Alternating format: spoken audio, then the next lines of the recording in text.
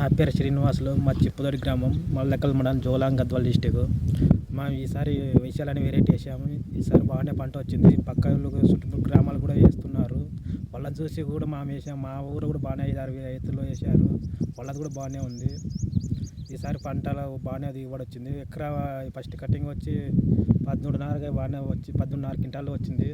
Second cutting కూడా బాగానే 13.5 ఎక్కువనే కావచ్చు అనుకుంటున్నాం. మొత్తం ఎకరన్నర ఉంది కాబట్టి 35-40 దగ్గర వస్తుంది.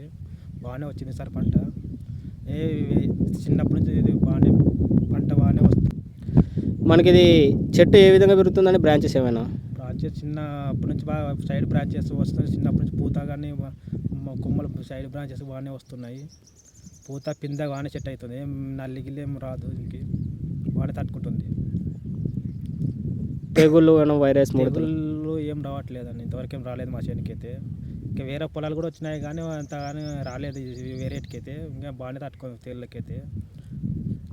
పూత పింద బాగానే సెట్టింగ్ బాగానే వస్తుంది. ఈ సంవత్సరం అధిక వర్షాలు ఉన్నాయి కదన్న, మీకు ఎట్లా? వర్షాలకు కూడా బాగా తట్టుకుందండి వెరైటీ అయితే. వర్షాలు బాగానే వచ్చింది. ఈ వెరైటీ ఎవరైనా వేసుకోవచ్చు. ఈ విత్తనాలు ఇక్కడ శాంతినగర్ సాయిరామి షాప్లో దొరుకుతున్నాయి. ఓకే, మీ మొబైల్ నెంబర్ చెప్పండి అన్న. మా మొబైల్ నెంబర్ 900000598184.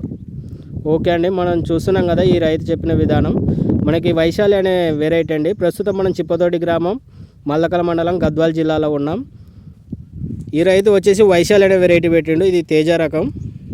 మనకు ఒకసారి కాపు చూపించండి అన్న. చూశారుగా, మనకి మచ్చకాయ కానీ కుళ్ళు తెగలు కానీ ఎలాంటిది లేదు. ఏ తాలిగా ఏం పర్లేదని సార్. సెకండ్ కటింగ్ ఇది.